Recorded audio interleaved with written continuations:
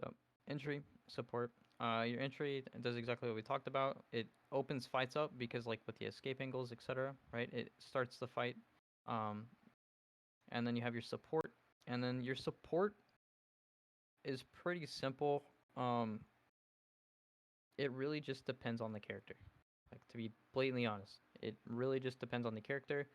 And any time that you see any of these two characters not doing what they need to be doing, you pretty much are going to be the person to like take over. And then this is also refrag.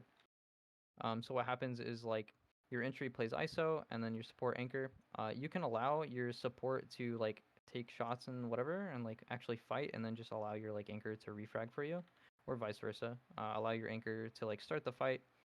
Um, Not like start the fight. So like you have two people and then the one, right? So entry is starting the fight. Both of you are putting pressure. What happens is like you might have your anchor actually peak with them actually putting like the full pressure or whatever, and then have like your support refrag here. And then while that's happening, they're just creating like the reset environment in case that goes bad. And then like while they're creating the reset environment, they're naturally already like turned around, so they can be looking for mirrors, etc. Um, and then the funny thing about it is like when you're creating that reset environment, you always want to ask like what's biggest threat. And that's where all your traps go. They are always prio, biggest threat, which we'll also talk about in dividing like teams' attention properly. So yeah, anchor is usually a control legend. Yes, that is correct. Most of the time. I learned that it was like it can be like for example like conduit can actually flex as an anchor in some ways. What does mirrors mean in that context? Mirrors mean people that have to do the exact same play as you. So like for example, like let's say we have a zone, okay? And there are two teams that are right here, okay? And here's another team trying to gatekeep everybody, right? This happens all the time. There's a team in zone, and there's two teams that both have to fight for this, okay? Naturally, you should be trying to fight the other team. But what happens sometimes is this team has to force the fight early for whatever reason. If they try to force this fight and kill this, they get mirrored by this team because they have to do the same play. Example of this could be like a team like back here, etc. Yep, yep. And the other thing is like that's why you clear your back. You clear your back before you try to take the fight in zone. Um, did I stream it? I did actually.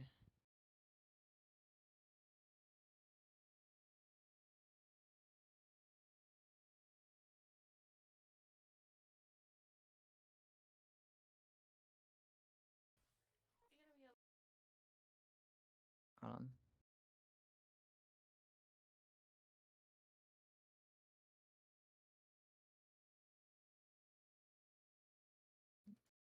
it was game one. Should I show you guys?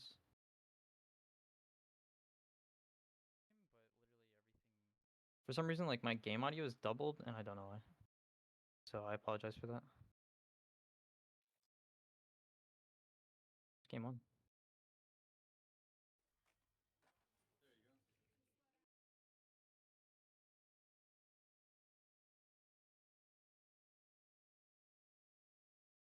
It's a monument game, but this is what I'm trying to show you guys.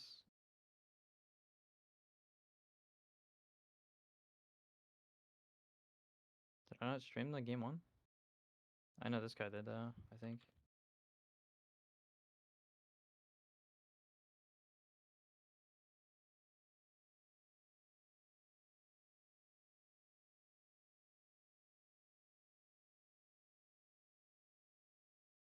No?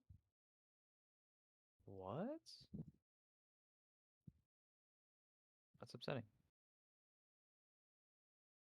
I guess I don't have that example. But anyway, it's like a very, very hectic um, final zone and monument, and we got second on it. But it's because I did everything properly. And basically, there was like 18 teams in zone 5. Womp womp. Yeah. Change windows. There we go. I'm pretty sure like we streamed it.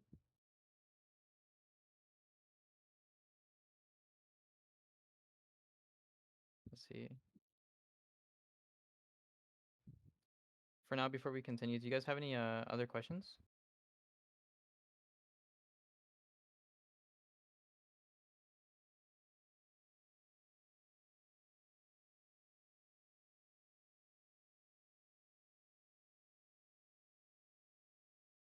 SOS one? Let me go check.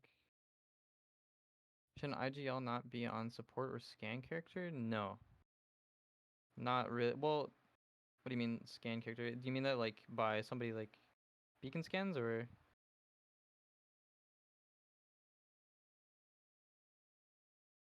So you can have them. It depends on your comp, but it's gonna be whatever character can gather the most information. So in sequence, it would be like Bang and then Hounds. So if you're not running a Bang, then it goes to Hounds, etc. Like whatever characters can gather info like the best.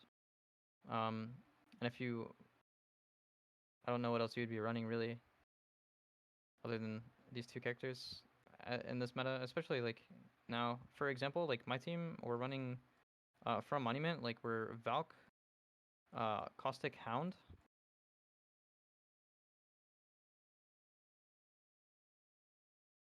From Monument, right? So by default, IGL gets Hound,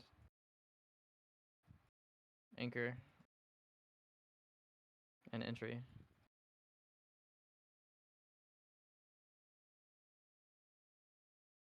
Actually, run Mirage in this meta. Because we're going to start Blood and IGL macros mostly. Yeah, the other thing is like whatever character that can allow you to like gather the most info, like you as the IGL, like being able to see plays and visualize them for yourself is going to be more proactive than having somebody like on your team try to like explain it to you. It's not going to work as well. Crypto. Oh no. You guys are cooking crypto bad.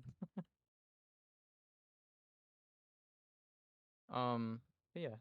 So like again in like the same scenario, like Bang and then there's Seer, right?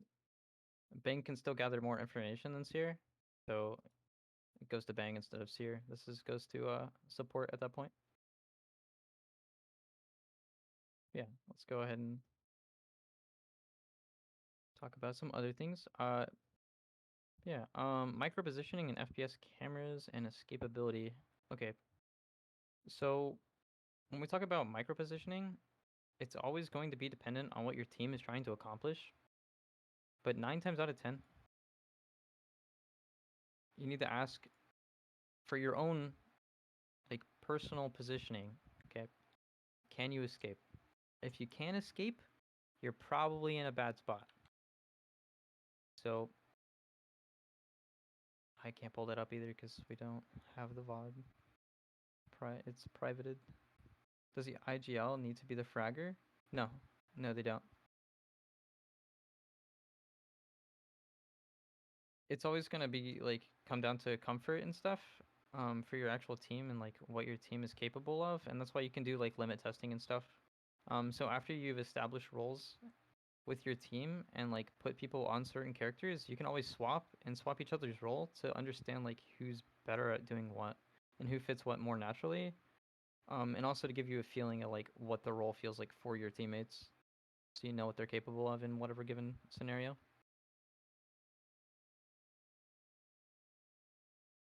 Does the IGL need to be the fragger? Can they play any role? Not really. A unique scenario that you would see all the time though is like sometimes you can put your IGL on characters like Cat, for example, because it has a unique utility where like you put the wall, you know, and if the wall gets misplaced, because this is like for your rotates and stuff, um, like it allows you to just IGL from Cat in some scenarios. Do you think finding each role should be the first step of a new team?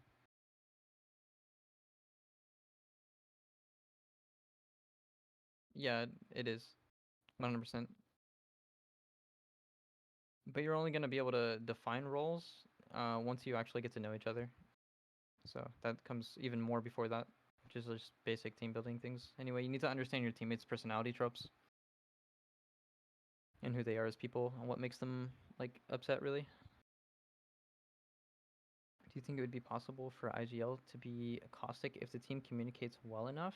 For scouting, recommend it. I really wouldn't recommend it, to be honest. It's possible, but it's not optimal. Same for Watson. It's just not optimal.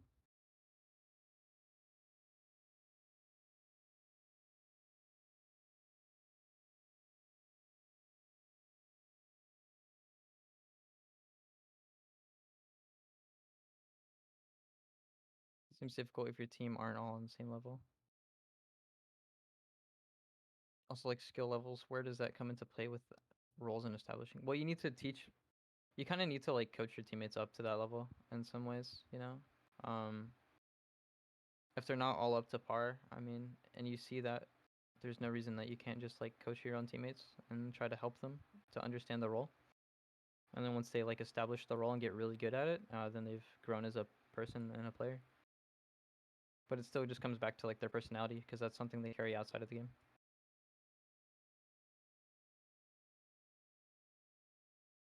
Horizon is Dookie. Yeah, let's see what you said. For example, I'm IGL and sometimes I run Watson on World's Edge. I mean, there's nothing necessarily wrong with it. It's just, it's not optimal. I wouldn't recommend it entirely. But yeah, got a lot of questions. Appreciate it. Yeah, let's talk about some other questions that we have here. For FPS cameras and escapability, yeah. So for example, like just micro positioning, like whenever you're taking peeks and things, understand that like if a wall is like right here in your face, like let's say there's a doorway, right? This is a door, okay? And you're right up against the wall, okay? If this guy like wide swings outside the door and you're right up against it, he's going to see you first because he's further away from it. Which means that like you quite literally aren't going to have him on your screen before he kills you or like sees you, etc. Um, and this is like prevalent in other games like Valorant and CS:GO and things. It's very, very important to understand these. Um, so for example, um, one, you need to understand what Peeker's advantage is.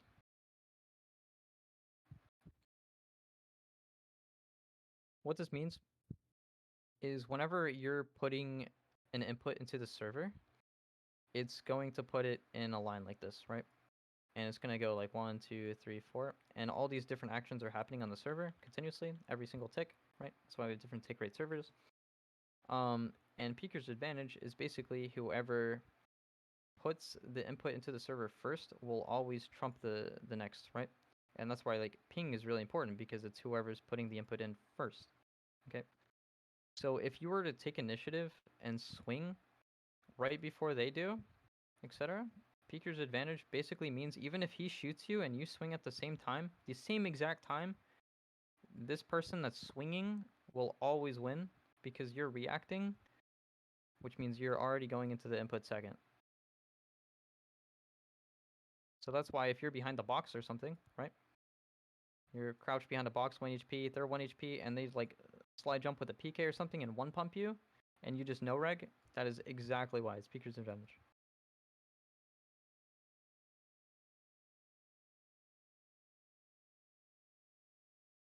Crypto is really good for intel gathering for sure. You can, believe it or not, IGL from crypto, but it's very difficult. But yeah, Peeker's advantage is the bane of everyone's existence. But yeah, the other thing that's like really important when it comes to that though is like again, if there's like a box, like this is a doorway, okay, and here is it's like this, okay.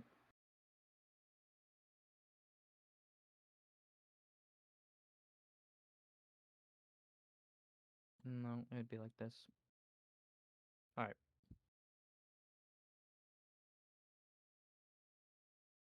No, perfect. All right.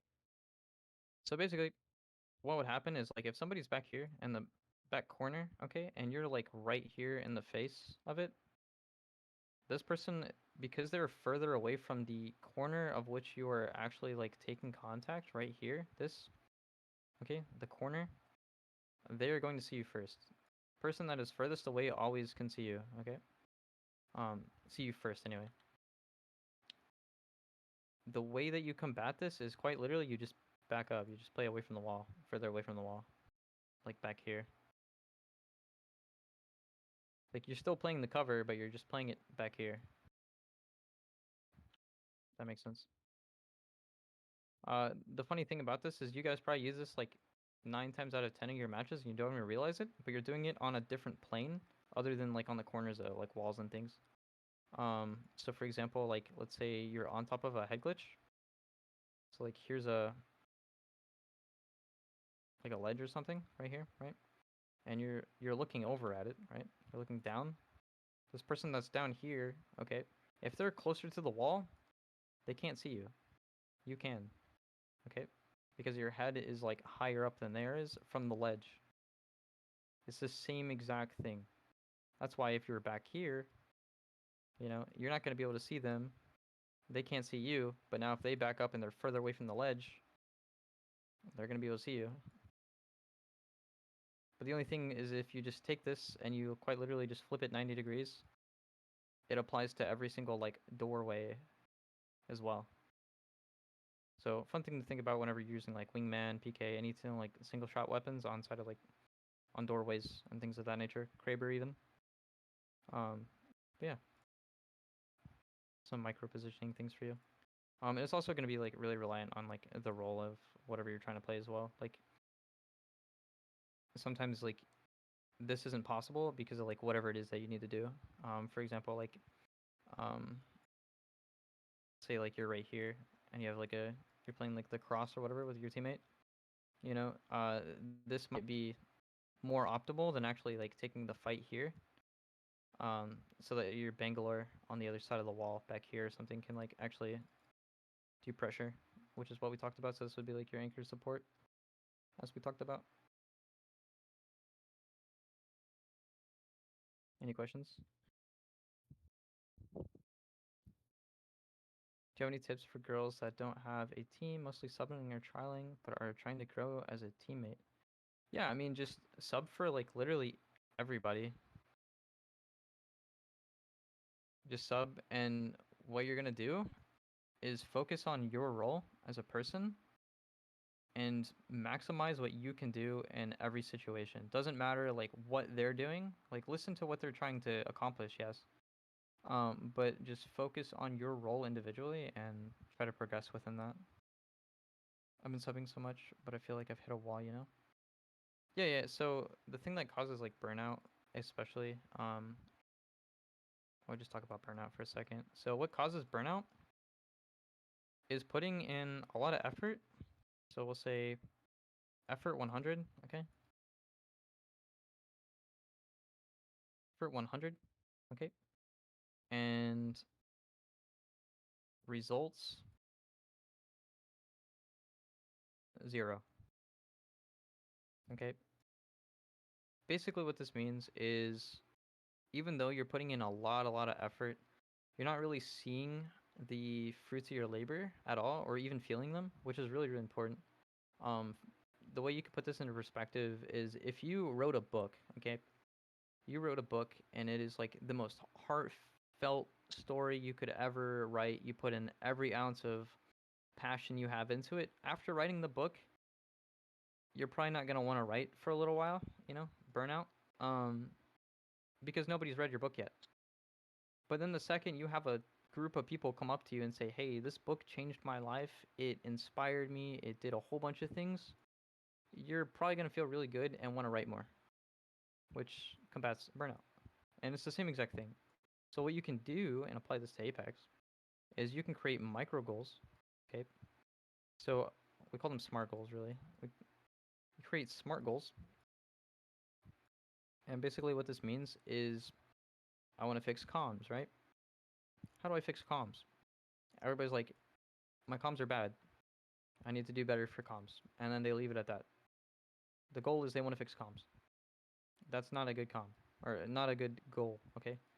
What you need to do is break it down and be like, hey, 9 out of 20 games, I'm not calming. I pick up an evac, and my IGL doesn't know that.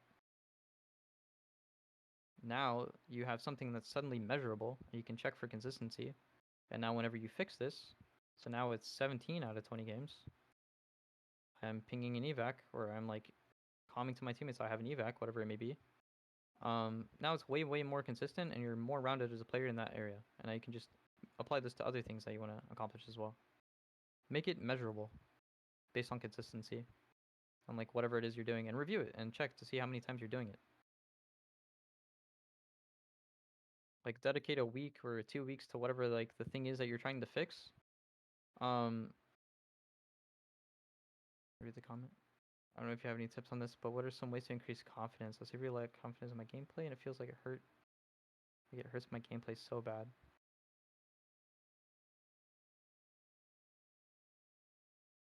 I mean, confidence comes from knowing, to be honest. Knowledge is power, right? If you know something,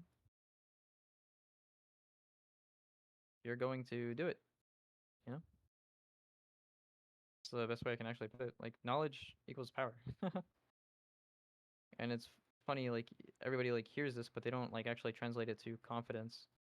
Um, but yeah, if you know you're going to win a fight, you know how to win the fight, etc., you're going to have confidence to take initiative and do whatever it is.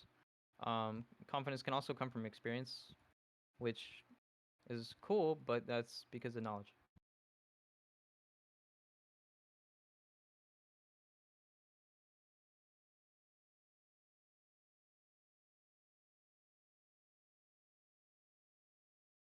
Confidence in IGL too. Join a team to be an IGL and so anxious about getting it wrong at that point. Don't worry about being wrong. Everybody's wrong at some point. It happens. Just whenever you're wrong, exactly. It just brain growers. Yeah, don't worry necessarily about being wrong. Everybody's wrong. Like I've been wrong. I'm wrong all the time. Nobody's correct all the time. Um, Ideals and things change constantly.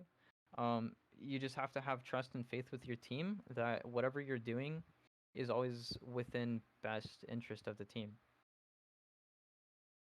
Yeah, there's nothing wrong with being a perfectionist.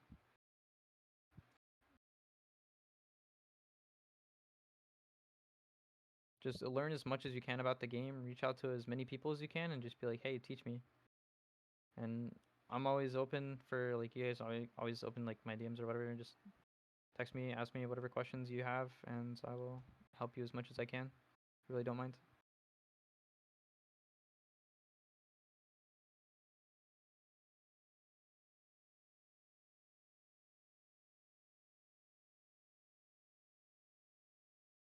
I feel like all IGLs tend to have perfectionist personality. Yep, I agree. I also IGL, so it's true. It's true.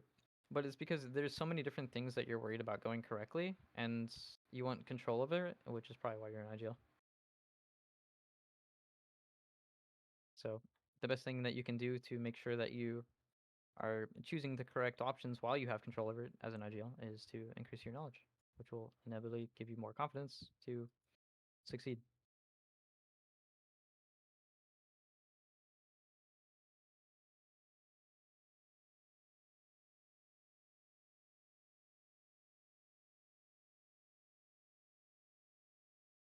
All right. Yeah, what is tempo and how does tempo establish tempo per role? So, tempo, okay, is very interesting because it's very dependent on each role, right? So when we talked about tempo earlier, everybody answered what it is, right? And it's getting everybody on the same page. But now let's talk about SMART goals, right? So that we can actually create a good understanding of like what each character is supposed to be doing, so that everybody is on the same page.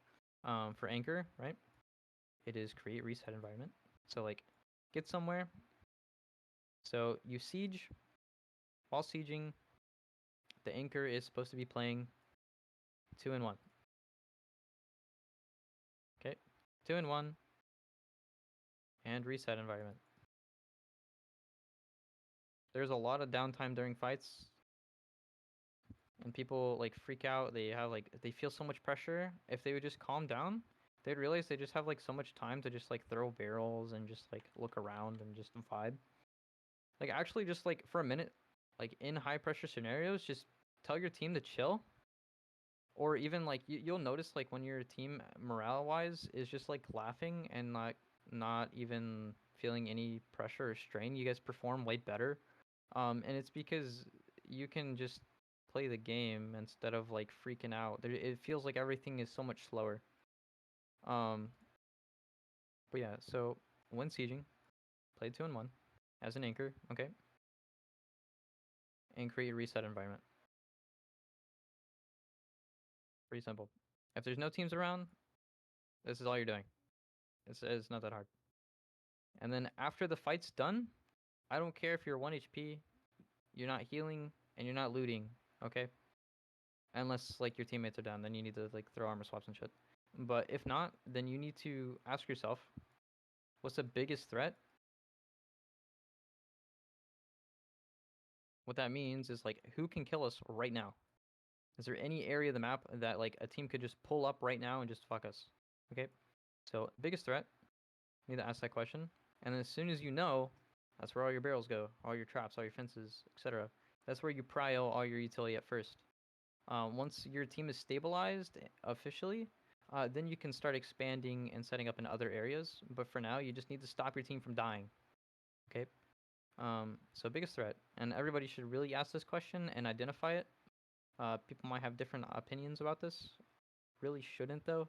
9 times out of 10, I've never had a team that had a big problem with this. Um, so yeah, figure out where the biggest threat is, set it up, and now you're good. And now all you have to do as an anchor is watch it all the time, like literally stare at it. It's not that hard. And then we have our support.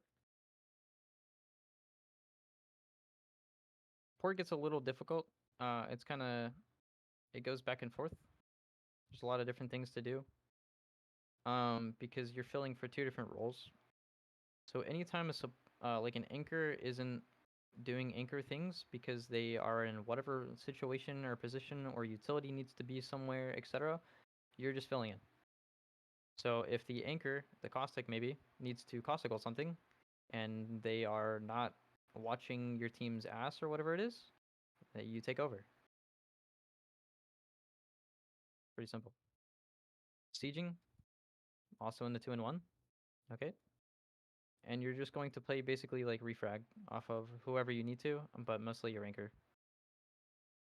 Both of these characters are basically like refrag, to be honest. But yes, you're playing 2-1, and then you are just filling for like whatever it is in the situation, um, whatever utility needs. Support is literally that. You're just filling. Okay, that's why it's a support role. And then you have your IGL or entry. This is the role that has the most strain because they're constantly doing something. Anchor not doing anchor things because they bad. Nah, it's just because the utility might need to be somewhere else. But yeah, entry frag is again now it's 1 and 2. Okay, entry. Okay, you're playing escape angles whenever you're fighting for something. Escape angles, and then anytime that you're like after, for example, after you finish a fight, you instantly need to be scouting, and that's going to help your anchor identify the biggest threat. Okay, so you can like relay that over to them and be like, hey, prio this, and that works because again, you're IGL, right? That's why we do this, scouting, etc. Um, and let me explain. So like, here's a house, right? And here's another house. For some reason, you want to go from this house to this one. As Bangalore, to scout this, all you need to do is smoke the ground this area here, like a tube. Think of it like like a tunnel for you, right? You smoke the ground. You need this when you have two smokes, by the way. You smoke the ground. Okay, now you only have one. You can check to see if this is free. If it's not, cool. You just smoke the ground again, and now you run back. If it is free, you smoke the ground again, and now your team crosses. That's all you do. Bang, easy. If you need to fight this, I mean, you have your utility, like Bang Smoke. Instead of putting it here like this, you just put it on the building. The only reason that you use it here is because you're crossing. So whenever I see you guys use Bangalore, stop smoking off teams, like their buildings and stuff, if you're not sieging them. Stop doing that. Smoke wherever you're crossing. That's why you guys never have Bang Smokes. Do you think it's possible then for players to branch out into other roles? Yeah, it always is. People will change, and so do their personalities over time as well. And your in-game personality can always change as well. It just depends on how hard you want to. I was a hard anchor, but want to branch. You also can like realize that like when you have more experience over the game, or like your goals for like wanting things. For example, like if you swap to an IGL, etc. Things change. So, um, trialing people that don't IGL, so I take that role. I see. Yeah, there's nothing wrong with it. I mean, it's good, especially as. Do you typically IGL?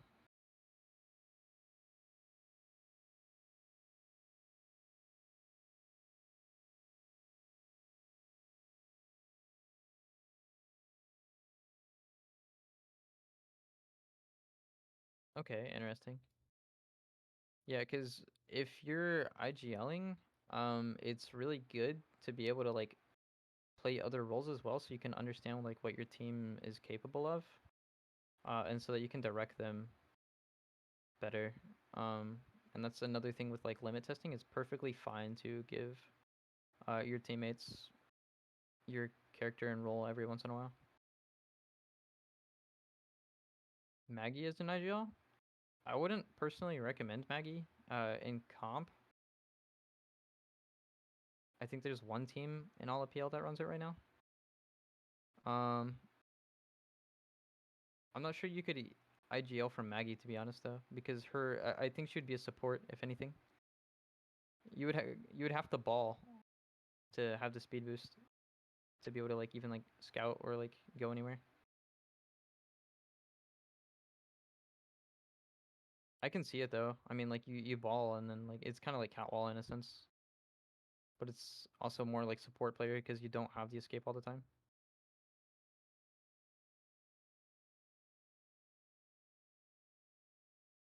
Yeah, let's go into some other things. Loop pass timing and prio. Okay, so a lot of you guys, you have a POI, and you guys just kind of know like where you want to land. You're like, yep, we're landing wall, and you get this building, and that one, and then you just kind of like loot wherever. Um, for one thing, um, you guys can map it out. So let me do this for you. Am I sharing my screen? So no, I'm sharing my paint. Doo-doo-doo. All right, so let me go into.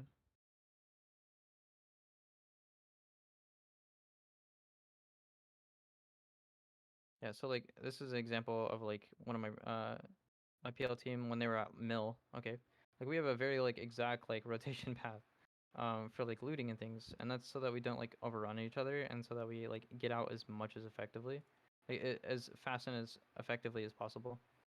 Um, for example, like this. This is basically like how we would run it. Now we just land on the beacon, double hit beacon, and loot same thing basically. Um, but you guys need to chart out and figure out your loot paths for whatever the POI is that you're running. Very very important. This way, what's gonna happen is unfortunately, like in CC, I understand a lot of teams don't do this, so the time that they leave POIs fluctuates drastically. Because they don't have a set loot path, etc. Um, so this is definitely like a start for macro. Is always going to be your POI and your loot path. You need to understand like why your POI is good, why other POIs are good, um, and then you also need to understand like the loot that they have. Um, so for example, actually here, yeah. So here we are. All right, let me do it this way. All right.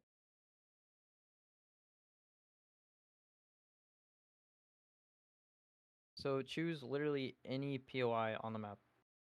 Literally any POI. Just type whoever says it first. I'll answer.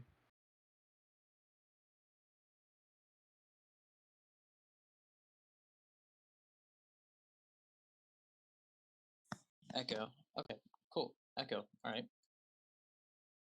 So what kind of loot does Echo have? It's high tier, right? Here we go here.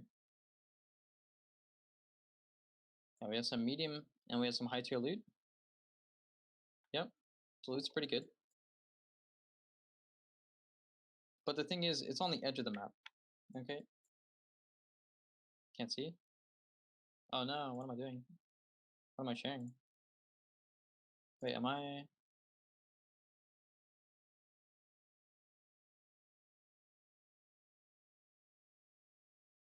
What?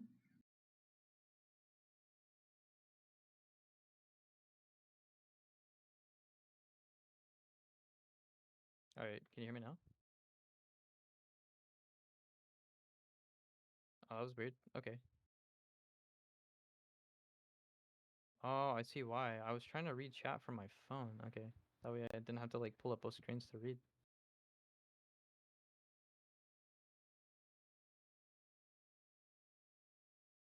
Yeah, all right, we're good now. We're good. All right, sorry. All right, so yeah, here we are. Echo, right? Echo is pretty good loot. It has everything else is like medium tier, and then I have god tier loot in here, right? It's pretty good. And then we look at the POIs around us. We have Devastated Coast. And that's basically it. I mean, yeah, there's POI, but it's not really POI. But what happens is you need to identify like what POIs are good at doing what. For example, Pylon had god tier loot, and it was really good because it was like almost center map and it had really good prio to a lot of things. Um, and then we look at like Wall. Wall has really good loot, has prio to a lot of things. Um, we look at Launchpad, or Northpad, sorry. It has pretty good loot. It has prio to not very much. Elrod has prio to like everything, really good loot, right? Etc. So you need to understand like why POIs do certain things. Command has like pretty okay loot, not very good loot wise, but has prio to everything on the map. Um, and from then, you need to understand what your prio would look like. So for example, like Echo would not get prio to North Pad Zone, where Wall would. So would Down Beast, right? They get prio. Um, is it good now? Everything good? Okay, okay. All right. Just making sure. Yeah. All right. So what we can do, so we'll do this.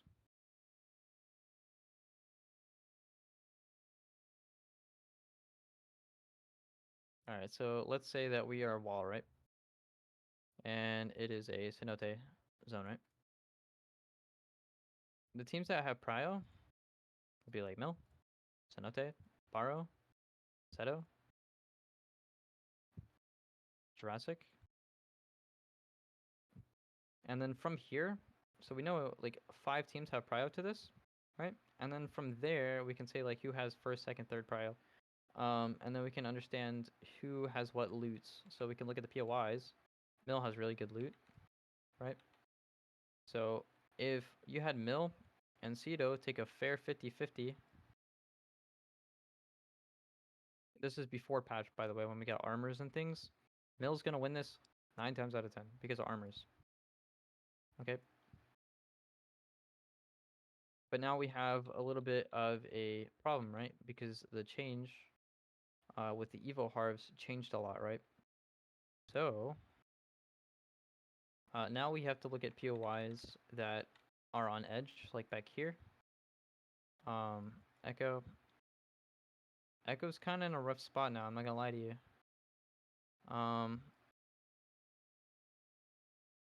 Wall, Elrod,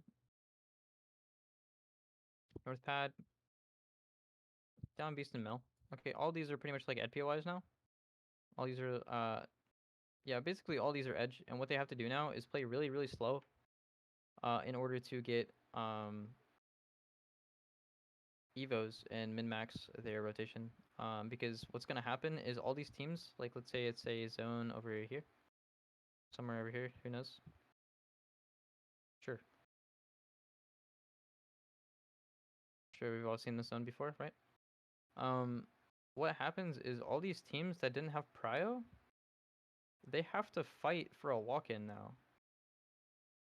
So instead of looking at the game as like just getting into zone or just playing on edge, what you need to be thinking about is how can you maximize the time that you're on edge to getting things in the game that will make your fights inevitably easier, like points and things of that nature. So it can be, so we have evos, which give us abilities, which is cool. We have packages, which is cool. Packages are RNG, so this doesn't really matter as much, but evos really, really do matter. So with the new changes, when you guys are on edge, so any of you guys that are running from like the edge POIs, right? Anything like this, you guys need to be min-maxing as long as you don't have prio. What that means is like basically if a zone doesn't like directly end on you or like on a neighboring POI, wherever it may be, you guys need to be playing for your evos. That means capitalizing on all the beacons on the way. That means doing spiders. Spiders are better than prowlers, by the way. Beacon spiders, evo caches. Basically anything that can increase your evo and potential to win a fight on edge. Because you want to race these teams, because a lot of teams are getting the idea wrong that being on edge isn't a race still. Like you take as much as time as you want. Not true. You're racing to beat people to getting better utility, better armors, better everything. What does min-maxing mean? It means you take the minimum amount of time to get the maximum amount of output. Are Evo spawns completely random, or has someone cracked analyst found? I can't tell you that. But they are pretty random, but we know the spawn rates. Prio, so prio means priority to a zone. So basically how fast somebody can get there, like possibly can get to a zone. For example, this is pretty funny, but believe it or not, like utility and things change who has prio. For example, command, they can just Valcolt from top of command and land on top of pylon and have like second prio if they wanted to. Like if it is a pylon zone, command could instantly just Valcolt and land on it and be like, cool, we're here, right? And same thing is like wall going to north pad. Elrod, believe it or not, beats us there. Zeus does not, because Zeus is bad. Apex is a racing game, not an FPS. It actually is. Like I'm not even joking to you. It is all about racing. So yeah, let's go to our interactive map here.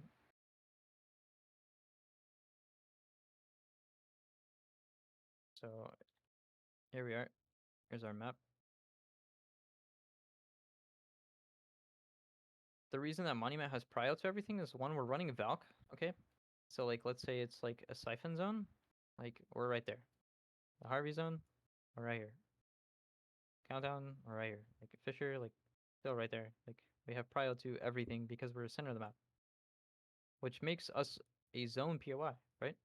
But now when we talk about if we're a climatizer and zone goes all the way across the map to thermal, like there's a big difference, right? But now if zone is on climatizer, right? Or maybe it's monument even, climatizer has prio, which is the importance of being able to hybrid and play both. You need to be able to play both in zone and edge.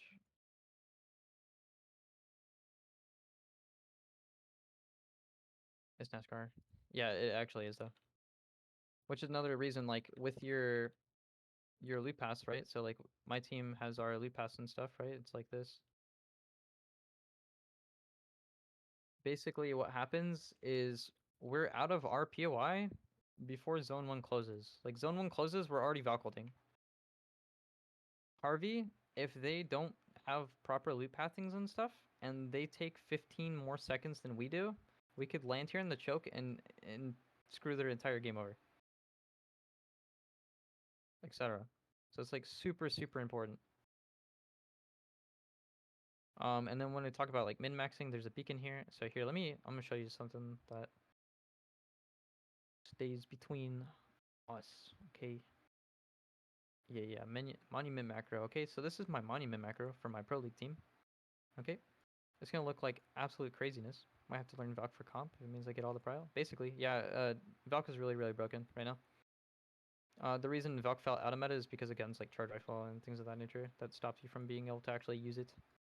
But yeah, so this is our monument. Things with orange are like god spots for us to hold, depending on like the zones. And what this is like blue lines is like for specific zones. So what I can do with this, right, is I can where's it at? Open with paints. Yeah, so what I can do with this is I can take this and I can say like, oh look, skyhook zone. This here. It's like a zone everybody's had before, right? We know all the different ways that we can get into the zone effectively. Orange is evacs, by the way. Because we'll know what's possible for our team and what's open and available for us. And if we don't know, then that's why we use scouting and things of that nature for our characters. So yeah. Let's say zone ends right in front of you. I struggle with getting KP enough for loot for in-game. What fights would you take and how many teams should it? Yeah. So basically, that's exactly why I wanted to show that game. Because I played Monument and scrims yesterday, and we got second with I think 8 kills from Monument. So we were 8 kills with second, right? The way you can do this is as zone gets smaller, right? Zone's gonna get smaller, whatever. What you need to do is wherever you're holding, you need to identify other teams that have to move before you, etc., and find ways to counterplay. So like for us, there was a team up here on the hill that had to walk in, right? So we kill them, right? Get all their loot. Now suddenly we're on purples. Because there's other ways to win a fight, or other ways to have like advantages in fight and things of that nature too. It doesn't necessarily need to be like if they have better armors, we're at a disadvantage. Not all the time. Like yes, they do have better like armors and things, but like positioning and utility can make a big difference, such as like grenades and things. Like they're playing the wall here, we just nade spam them. Got a free knock, and then we just swung on it. They die, and then we're on purples, and now we can suddenly actually like fight in zone when we have to. And then we immediately went back, sent our bang to scout this. Bottom floor was free, and then we played here, and it ends like literally right here. And then in final zone, you just want to be absolute last to fight because of attrition, right? You want to have like the highest amount of like HP and utility available to you, while other teams are like fighting and duking it out. That makes you at advantage, right? And then we just cleared this side of zone while all these teams were fighting, killed all of them for free. Dropped down here and played for second because we didn't have a win con for here. If we had played this, we'd win the game. But so sometimes it's very important to be able to identify if you have like a win con. Which is, I really think I'm pretty sure I have like This VOD. I'm pretty dang sure. Pretty dang sure. Yeah, because no way I started it at the end of the stream. Like, no way I start streaming after the game.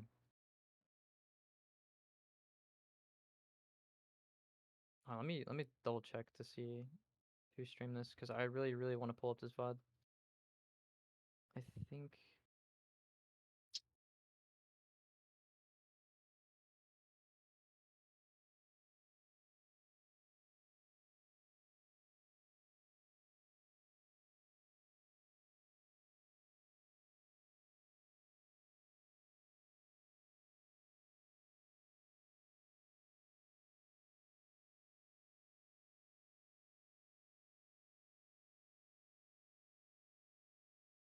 I don't know how to spell it. No.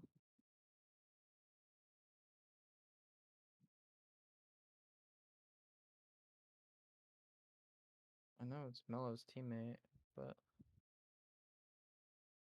I'm gonna find this VOD for you guys real quick. Hold on.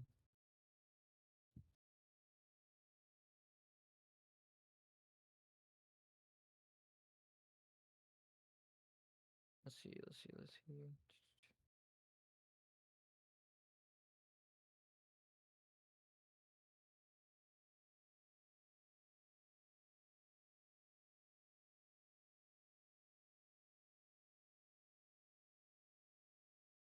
Yeah, in the meantime, if you guys have any questions, feel free to put them there.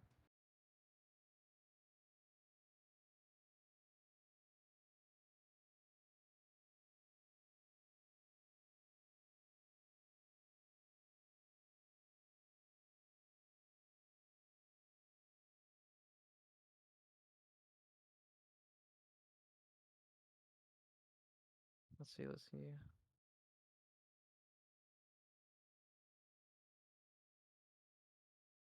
My apologies for it taking so long.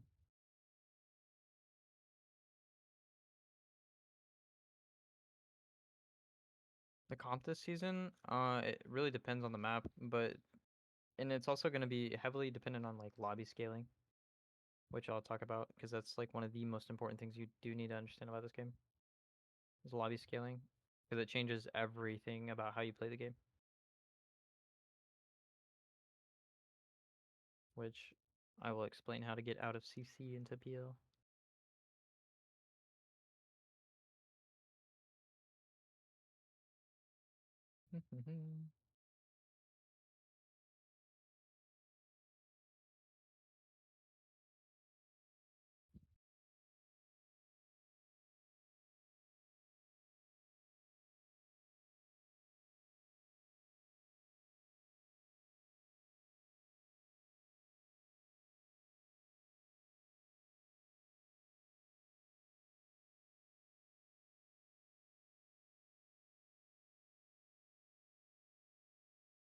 I think I found the VOD. I think I did. Let's hope. Let's hope it's the right one. How do I get Sona to return to Apex Comp? Reigniting passion.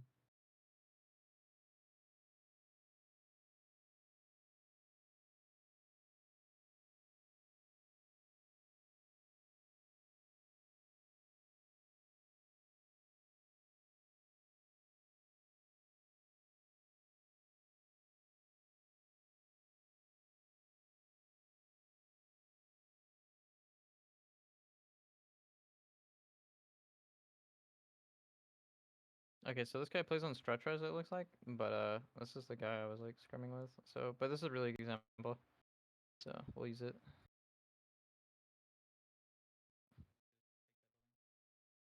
So basically, we're monument, okay, and we're holding this corner building here. I don't know if this is like clear enough.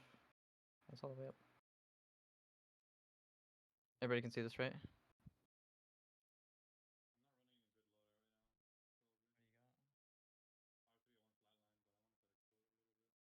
Yeah, basically it ends monument, and we're playing this building, which is like on my list of macro, like what's really good, right? So we're playing it, and we're just farming. We're on blues, and we're just poking, trying to power spike, whatever character that we need to have like the better armors on, which is me because I'm on Hound, right? Um, but yeah, here we'll show you.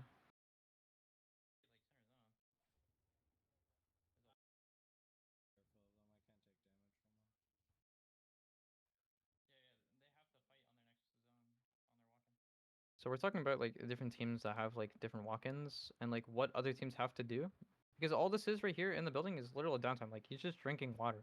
Like bro is vibing, you know. And that's probably a lot of you guys too. Like when you get into zone, like there's nothing to do, you know. You just hang out. Um, but there is things to do. You can scout for other teams and discuss like what they have to do for their game, to win, and then just counterplay accordingly. You might be able to find extra points here and there doing so. Um,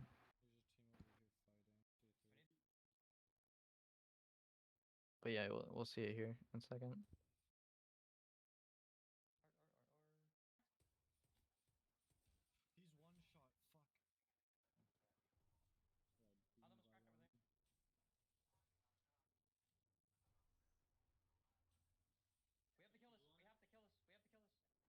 So basically, what this means is like right here, when we talked about it, like mirrors and things of that nature, like this team, if we let them stay here, they're gonna have the exact same play as us, and we don't want that. So we have to kill them. So this is us clearing our mirror early while the fight's ISO.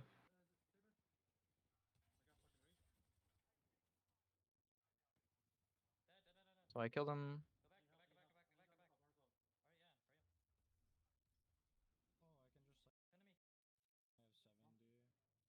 and now instantly, I'm already scouting.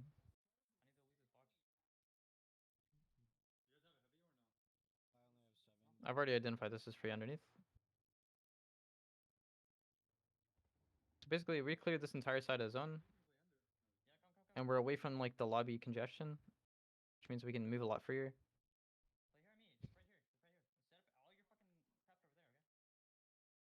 Biggest threat, right? I'm immediately identifying where Caustic needs to put his traps. And then I nade the crap out of the stair because I want us to be able to play this here. And I don't want them to grief us because coexisting in a battle royale is typically bad. Because if they have to force a fight, or if they do force a fight, both of you guys get thirded 9 times out of 10. So what you can do to prevent this is literally just counter nade so that they cannot swing, right? Because we play for inevitability. Uh, now they can't swing, otherwise they just eat all the nades, and then we set up for free.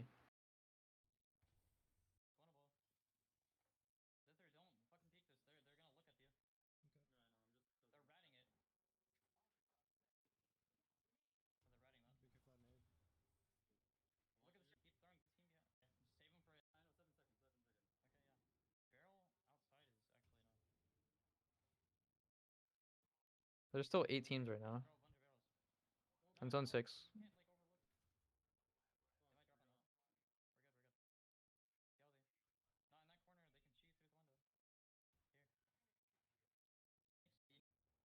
So basically, there's a team directly above us that has the same mirror,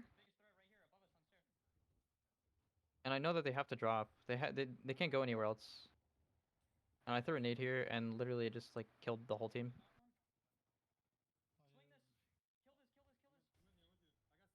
And now, when you get to end zone, there's 3 things you need to ask. It's int, rotate, or stall. Okay? We can't win the game from here, and there's a team in front of us, so we can't stay here. So it's rotate. We see something that we can capitalize on. Now it's int. Now we're going to int this because we have to clear this side of zone for us. He does. I literally shit on everybody here myself, but yeah, now it's int. Now we just need to play for all these points because we don't have a win con.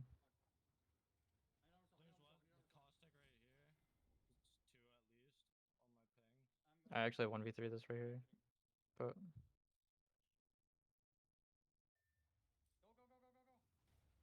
now it's rotate again because we don't have a safe spot, and now all it is stall.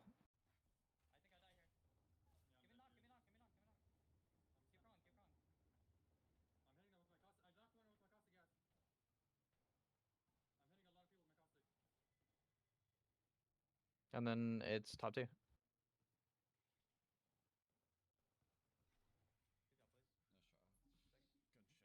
But yeah, that's basically the example. I wish I had like my POV because my POV like makes sense, but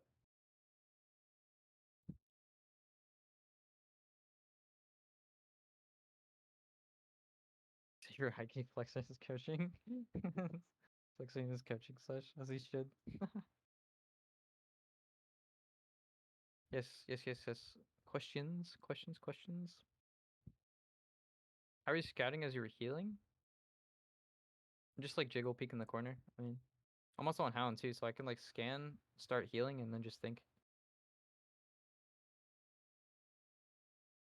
Healing first, because if you die while scouting, it's pointless. But that's why like you jiggle peek and stuff while trying to like gather info, depending on like your health. If you don't have like any health to risk it, I mean, don't. But just like knowing what you can do and not. What does int mean? Yeah, int means like full fight, basically. Like throw yourself at them to kill them, kind of thing. Because in end zones, like you don't have space to not take 3vs. You have to like 3-man swing everything, otherwise you're going to die, and that's how you like make fights very very clear. So like if we look at the I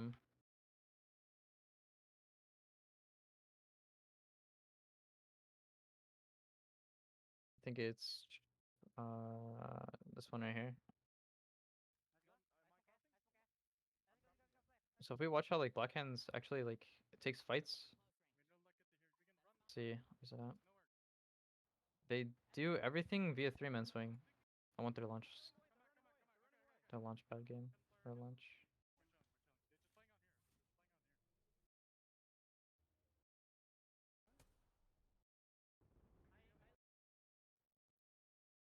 What game is it? It's not in finals.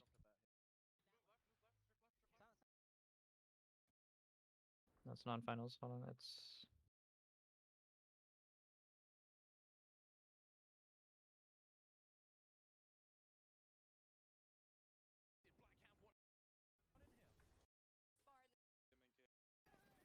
yeah, it's this game right here. Yeah, so everything they do here is via 3-man swing.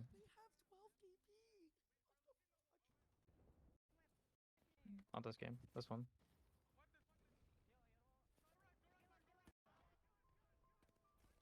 So right now they're not in zone. They've already cleared this side of zone. Okay. And now it is a matter of rotate and stall, right? And those are options, that isn't the order. But so they rotate, they find somewhere. They actually take a 3v here, they clear this side of zone.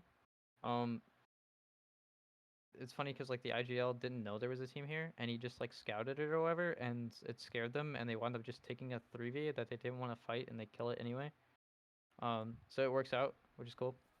But then they have a team here that's also on the edge of zone that has the same exact macro, or rotate, right? So they're mirrored, and they need to kill it, and they realize that this team is on low ground and it's a duo, so they 3-man swing it.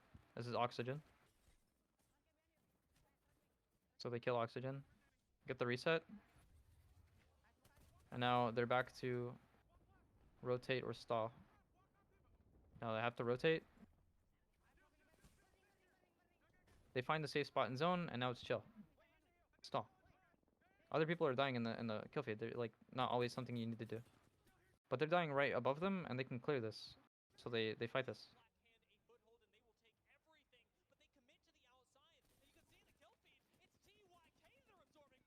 Oh yeah, that's right. So literally right after they kill this, they swing back to the side of zone that they know is free, and then they take a 3v right here, and they 3-man swing, kill this instantly.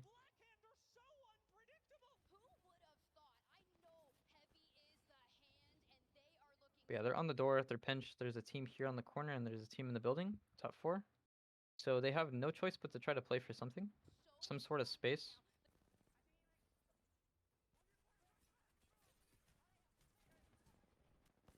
Honestly, if they like full 3-man swung here, they would have been fine, but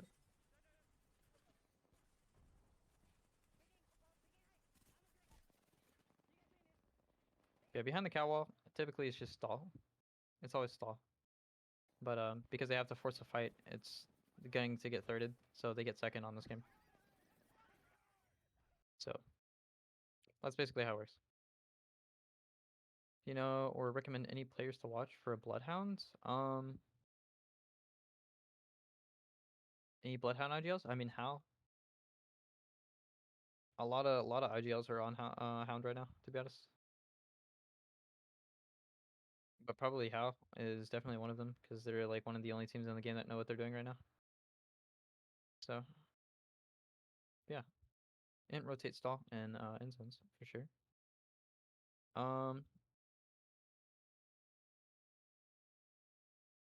okay, so this is something I did want to talk about is even though you may have macro, okay, you need to understand like why your POI needs to leave and why other POIs have loot and things of that nature. So for example, we're monument, okay? If we have a harvester zone and we stop right here, remember how those teams have to clear like their back, right? Like they get here and then they have to kill their back when zone closes, right? Just so you know, like this, you need at least 45 seconds to be able to like work a team. So you know, if you're going to force a fight, um, anything less than 45 seconds with zone closing doesn't give you enough time to actually take the fight, or like before zone close. 45 seconds before zone close, and you're not gonna have enough time. But yeah, you need to have enough time to give yourself to actually work teams if you have to, especially if you're this team over here. If you only have like 13 seconds before zone starts closing, it's like right here. You're probably gonna die, or like wherever it is, like it's right here. Like you're probably gonna die, because you have zone on your back too, coming in. And you don't have enough time to actually like fight this. You're stuck on the Google Doc. Oh no.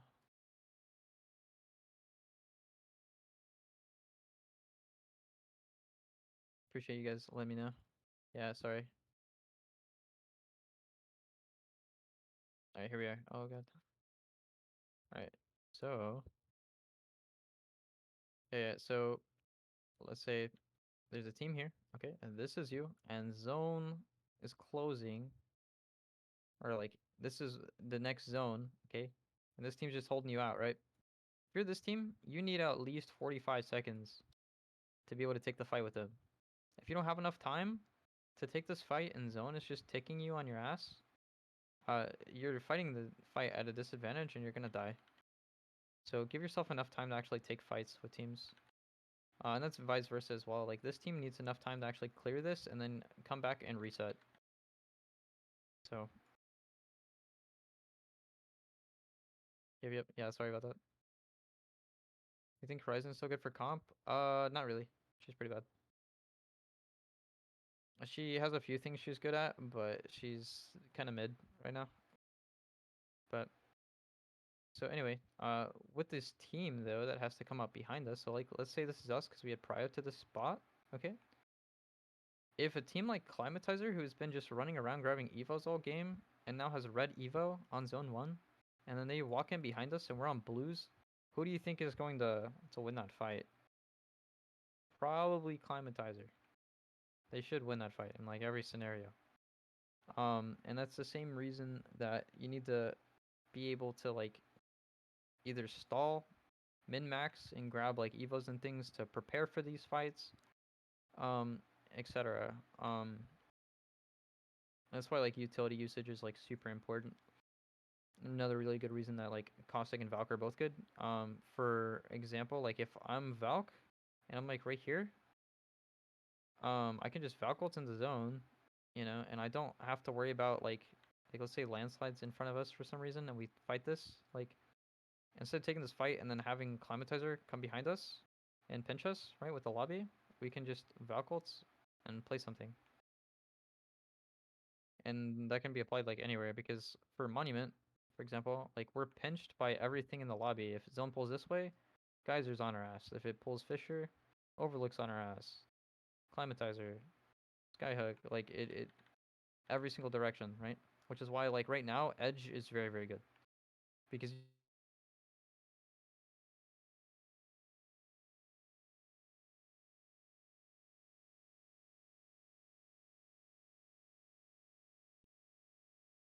Hey, can you guys still hear me?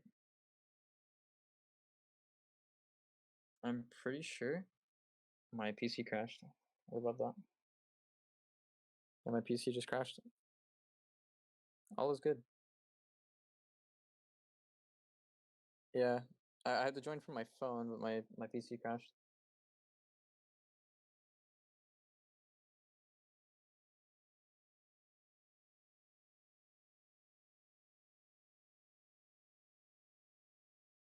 Phone audio 10 out of 10, 200%. That's good, Melon. Go get water. Restarting my PC right now. That's crazy. Yeah, for some reason, like Discord, like crashes my PC when streaming for like a very long time. Don't know why. But only if I have Paint open, which is like the most not resource intensive thing.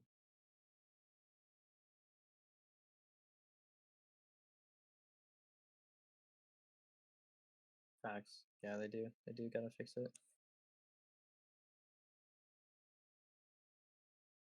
One second, it's almost back up.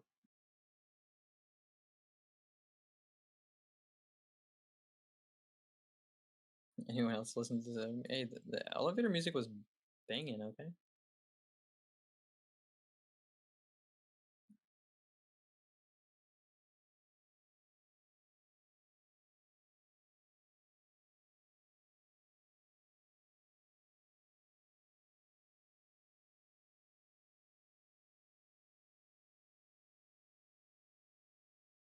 Alright, there we go.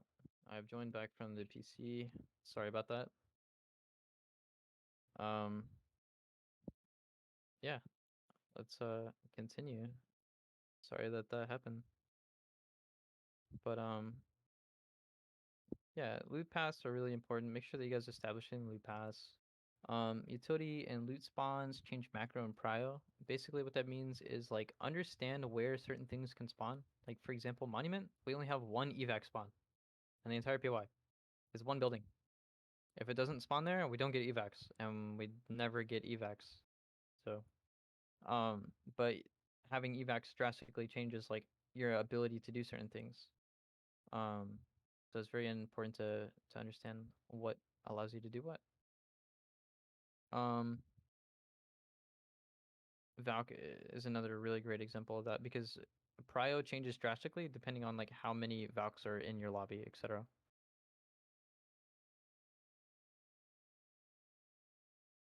The elevator music is good.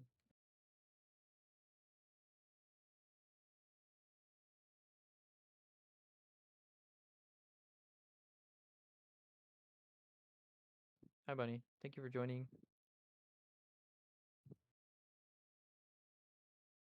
Nah, you're good. You're good. Let's see, what is some of my other questions? Um, if you guys have multiple options of like rotation paths and things in your game, okay, and you're not sure which one to take, just weigh them against each other, asking what's most realistic and which one gives you the most points. And that's how you can make a decision. And here, let me share my screen again. Don't crash Discord. Oh, I gotta open paints. That's right. All right, so yeah, for example, like Fisher. All right, so like if I'm playing this building and I have like a Fisher ending, it's ending over here or something, right? I could either like try to play something over here, but I have to fight like one, two, probably three teams, and it's kind of like impossible, right? Because there's not really anything to like run on or play on, right? Or I can just fight one team, and then have like a free walk-in. Maybe smoke this and play underneath, whatever it may be, right? It'd be a lot easier. Um, so it's like you need to weigh your options about like what's most realistic and what's gonna give you the most points. This is probably not really realistic. This is a lot better, etc. What would you recommend with loot pathing? It's just min-maxing. You need to figure out what makes your POI good, like what's good in your POI. For like countdown, it used to be the middle, but now it got distributed, right? So what it would be now is like it was crafter, and then like what you can do is go on the interactive map, right? Apex Legends status, and then you can just go weapon supply bins, um, and then beacon. Beacon's really important. And then you can zoom in and see how many spawns are where, and then you can just figure out like what's the fastest to get the most amount of loot. Bins have like a 22% chance to spawn a weapon. And then from there you can just kind of like ask how many bins are being divided per player and who's getting what loot, etc. You want it to be like as spread even as possible, and allow everybody to have like as much loot as possible, but take as minimum amount of time as possible. So like I did all of Pylon for Oxygen when they were playing from Pylon, and basically they looted the entire POI within a minute. I think it was like a minute 15. They loot the entire POI of Pylon, take cannon, and land on Jurassic and kill them instantly with like triple purple. It was actually so crazy. I like your desktop wallpaper. Thank you. It's pretty nice. Yeah, yeah. But yeah, ask what's good about your POI and then go from there. Monument, we have like the beacon. So like I would start with the beacon. Like, hey, we have to land on the beacon. That's 100%, right? And then from there, we can just figure out like you can just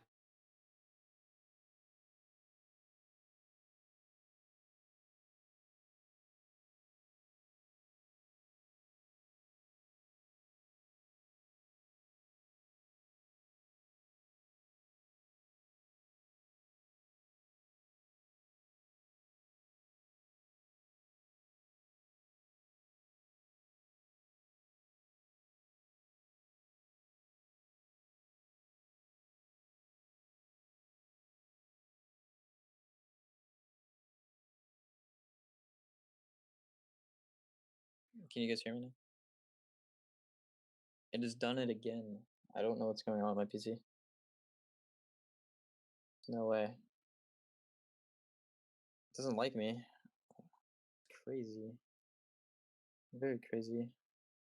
I guess not. It's Paint. I don't know why, but Paint does this. Paint in Discord.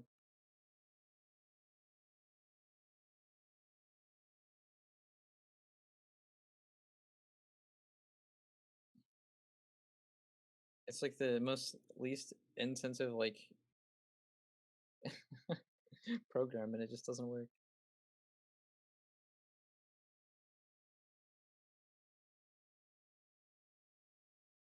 Um, but yeah, there's my PC is restarting again, but there is one more topic I do want to talk about for sure, and then I want to answer like whatever questions you guys have.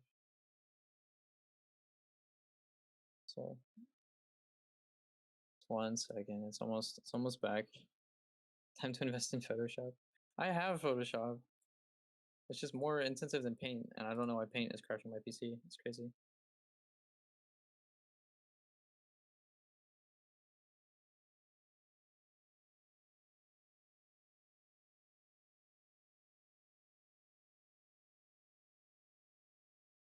All right, there we go.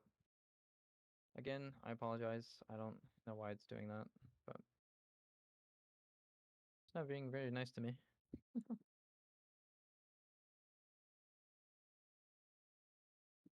Alrighty. Yeah, for the final thing I did want to talk to you guys about is definitely going to be like util usage and playing the game like cards, if that makes sense. So if you think, has anybody in here ever played like Magic the Gathering or Yu-Gi-Oh?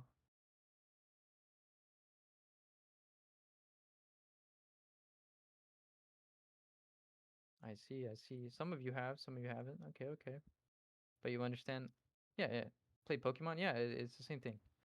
So basically, what happens is you have a deck of cards. Building a comp is exactly that. Like you are building your deck of cards of utility. Okay. How you play it and pilot it matters way more than just the cards that are in the deck. And things like, let's say you get Horizon ulted or Bang ulted on, right? If you just Horizon Q, that's your counter spell. That's your counter card, right? That's how you get out of those scenarios, right? So it's very important to be able to understand and read what cards people are going to play and hold your utility, so that they have like the most value. Um, I see all the time people like have 3 or 4 grenades and they'll just chuck them mid game at something random, like a wall. I'm like, what are you doing? Stop doing that. Like what? I see people throw them like in the windows of buildings blindly. Like, stop doing that. Instead, you should focus on running that team out of space and then throw your grenade. And now your grenade gives you 200% more value because you either have to eat the grenade or swing, and then your team's there. So it's just like a fair fight, like for you to win. It makes fights way way easier.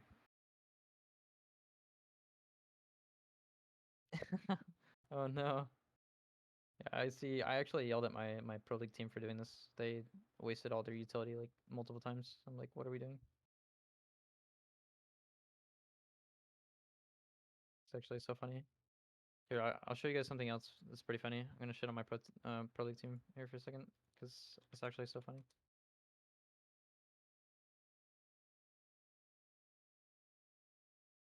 Uh, LGSEM, yeah. Do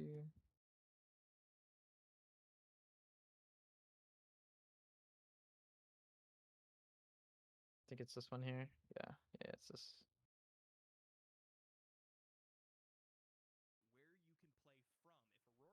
All right, so this is us on the bottom floor here,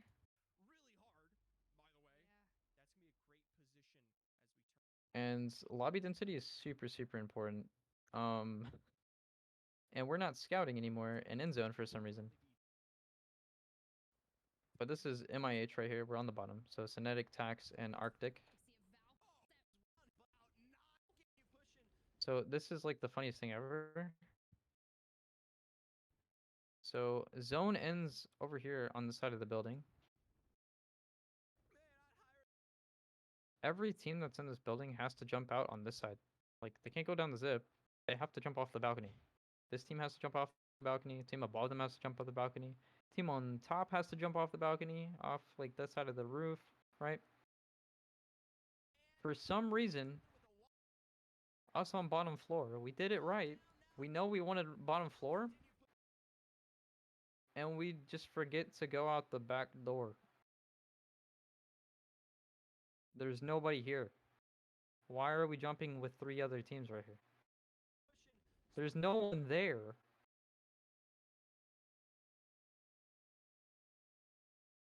Well, not that everyone forgot. My team forgot. They have to. Like there's no door here, right? On both of these. And both of these teams like jumped off the balcony because they have to. And for some reason, we go out the wrong side. Um so that was pretty cringe. I don't know why. Literally, like we'd be sitting here, scot free. Like nothing would be happening on our screen right now.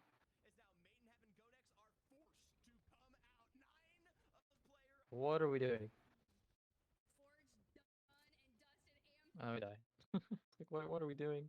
So it's really important to like sometimes, but during all that downtime that they were just sitting in the building, they had so much opportunity to like actually think about the zone because they already know at this point like what zone it's going to be, which is why we're in the building. And they just kind of troll. So drop that team. Nah, we're actually doing really good right now. Yeah, this is us right now. We're ninth. Um, we're 1 point, but the thing is, there's only 3 other team. There's 3 other teams that have an extra. Sorry, there's only 3 teams above us that have the same amount of days played. We're an entire day played behind everybody else. So actually, we're like up here. So we play tomorrow, and then we'll be up here inevitably anyway. So we're kind of chilling. We're looking like we're going to land. It looks like. I feel like I'm ready for LGS. Yeah. Do you guys have any questions? Appreciate that. Appreciate that.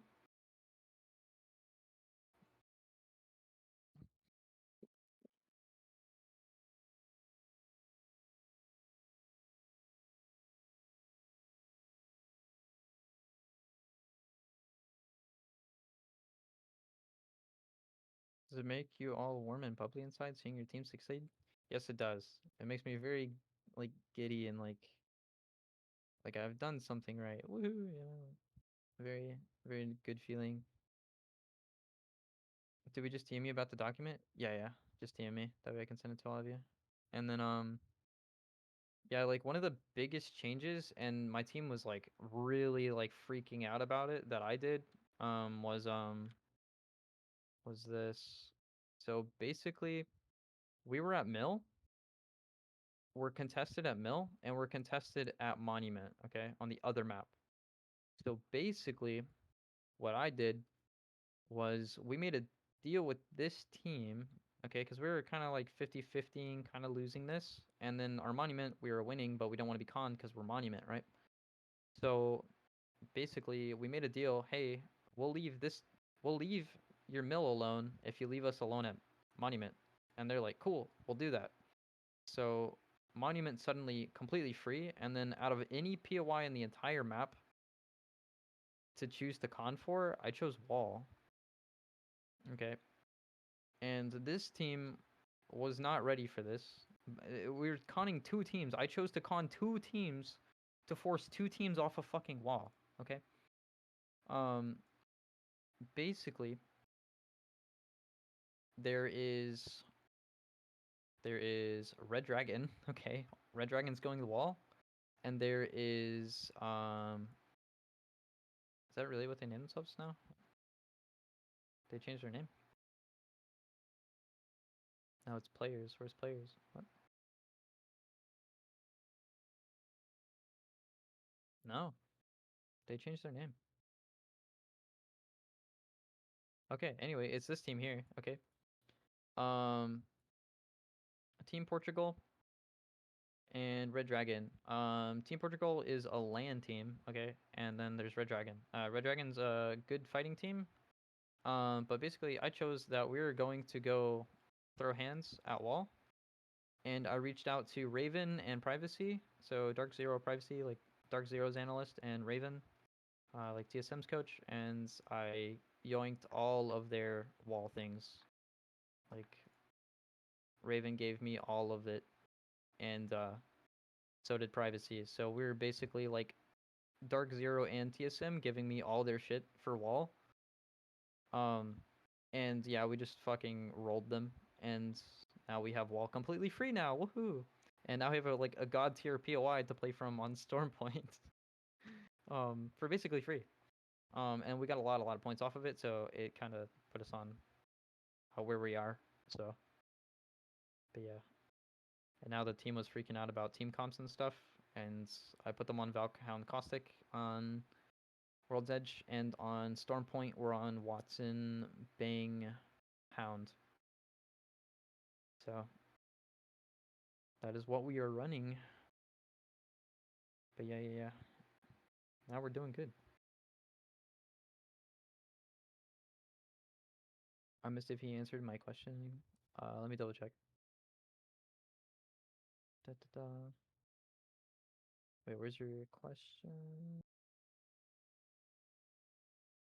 You played against Team Portugal? Yeah, they're pretty crazy. But yeah, we yoinked wall, and it's so funny because here, look at this. So this is their IGL or whatever. Um, he was freaking out about us going to wall. He was super mad. Did he delete his post? No way. Did he?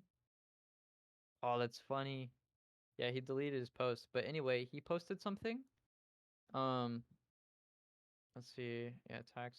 So I made the graphic or whatever for us saying, hey, we're going to wall now.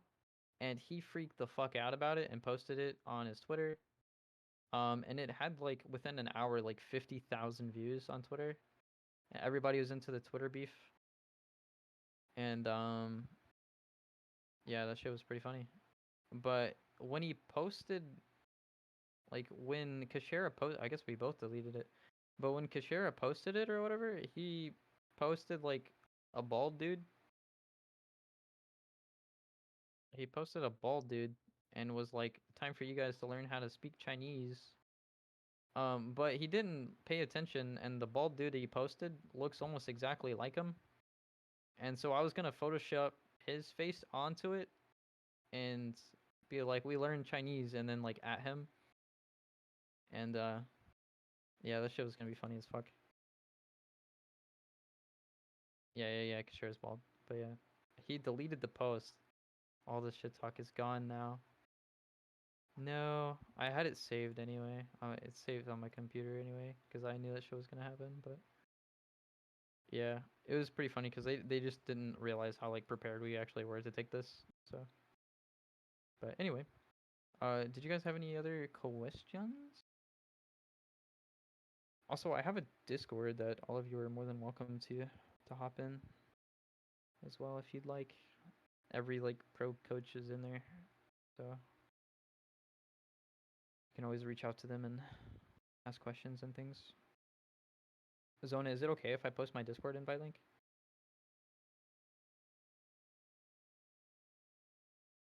Do you have any M&K coach recommendations that can help with M&K movement? Yes, Zeto. It's funny because I was actually his original coach, like way back. But yeah, Zeto, he's insane on M&K.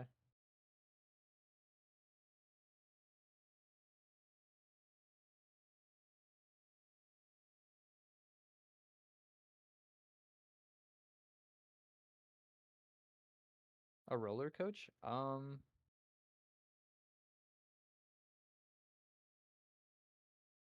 Hmm, I'm not sure for roller coach to be honest.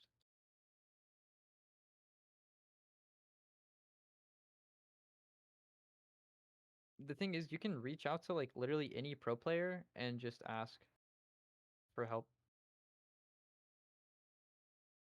and most of them will say yes.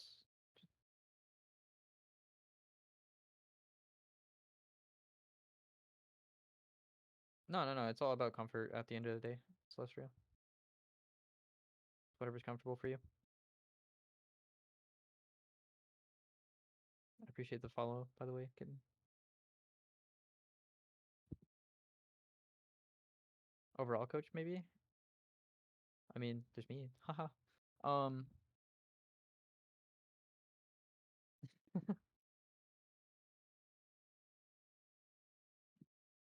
yeah, I can do everything. I could do mechanics coaching as well.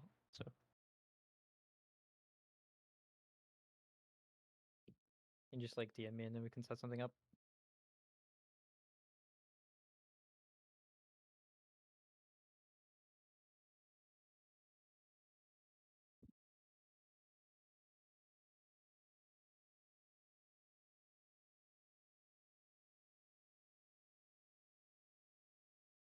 Let me get ready to send all of you guys the document. Mm-mm. Do.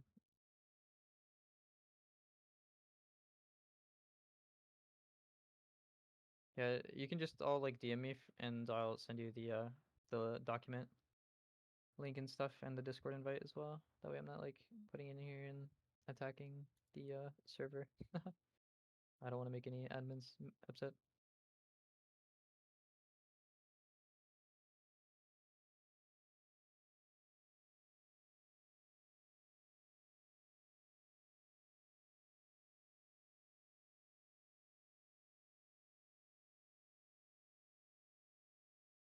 Admins don't run the server, we do. Sheesh. Here, I'll just do it like this then. Here you guys go. That's the cord. I'm almost at 200, so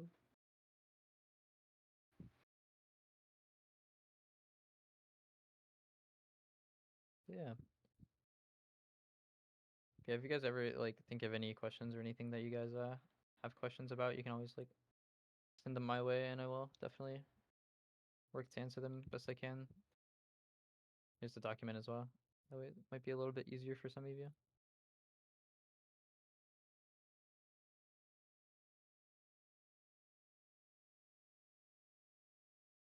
How do I message? There we go.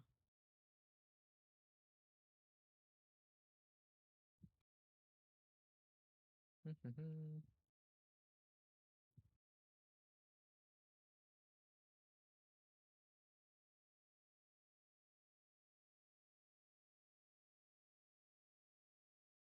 yeah, no worries. If you ever again have like any questions, you can always like just DM me. I don't mind at all. Really don't.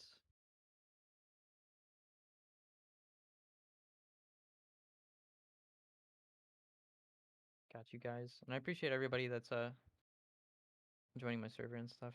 Really, really appreciate it. There's always like a ton of people hanging out in my Discord all the time. I'm sure like if you guys even want just like ranked or like just pointers and stuff, you guys are like more than welcome to just like at people and ask questions and whatever you need. So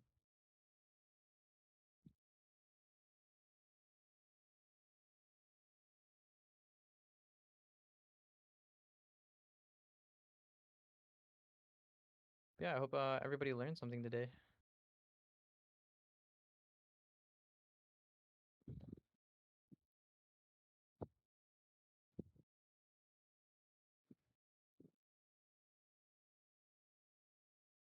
Of course, of course, of course. Thanks, Dan. You're welcome. You're welcome. Yeah, if you guys ever need anything, just DM me, hit me up, or text in the cord. I got you guys. Appreciate everybody that came. Means a lot. It really does. You guys are awesome.